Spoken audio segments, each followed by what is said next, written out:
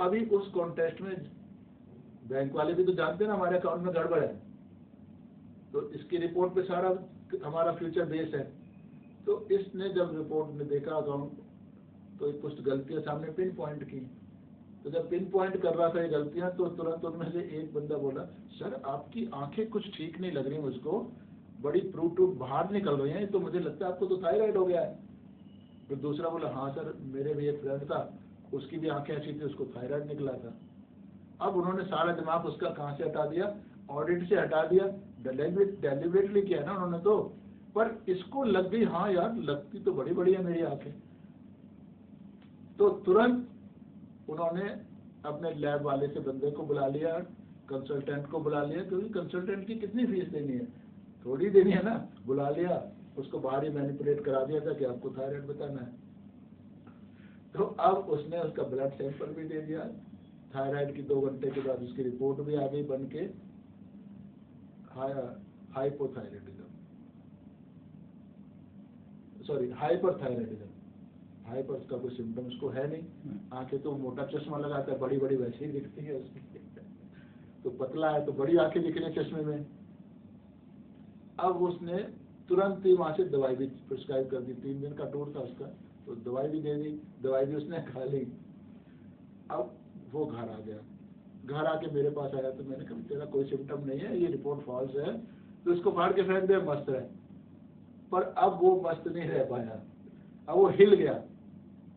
अब उसको मान लो जरा भी कुछ लगे, थकान, जरा सी थकान, काम करके थकान हो गया, थायराइड, अब उसके दिमाग में थायराइड घुस गई।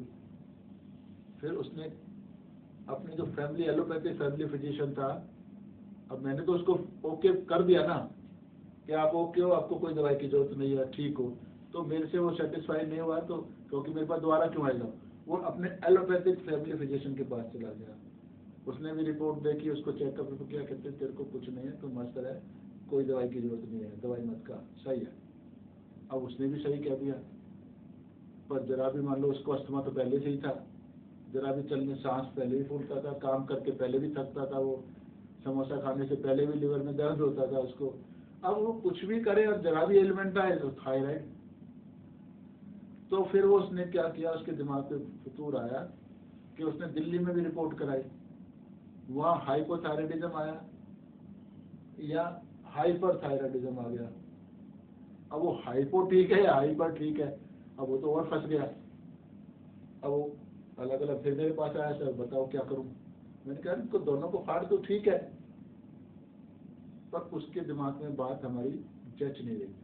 तो फिर उसने नेक्स्ट डे अपनी गाड़ी उठाई, 3 रेपुटेड लैब पे गया, वो तीनों में अलग रिपोर्ट, एक में हाइपर है तो एक में हाइपो है, एक में नॉर्मल है।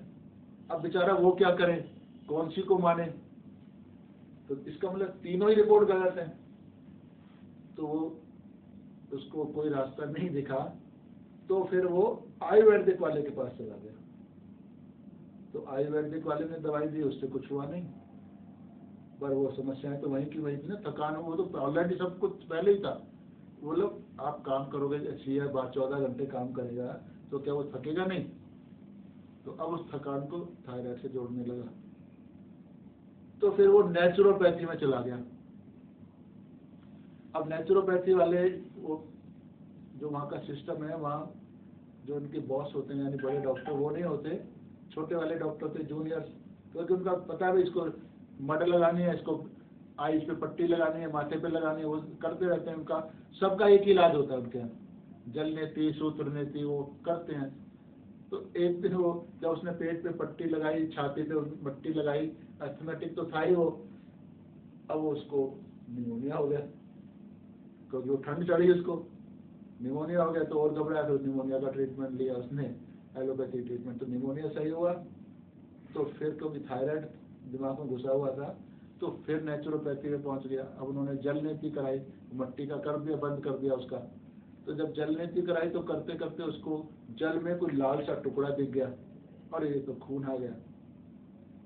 तो लोगों ने कभी आ जाता है, अभी तो उन्होंने इतना ही करना, तो वो भी मान गया।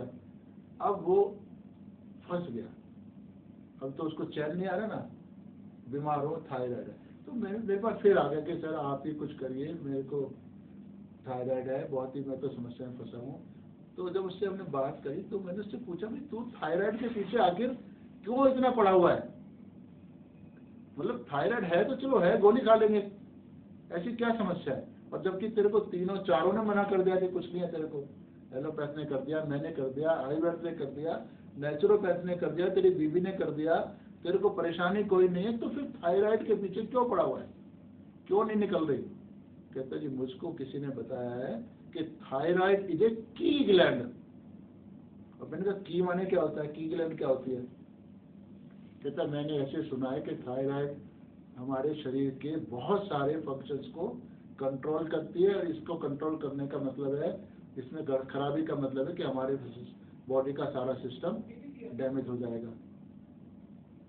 तो मैंने कहा अच्छा ये समस्या है तेरी। तो इसको हमने इस फीलिंग की वजह से भाग रहा है वो।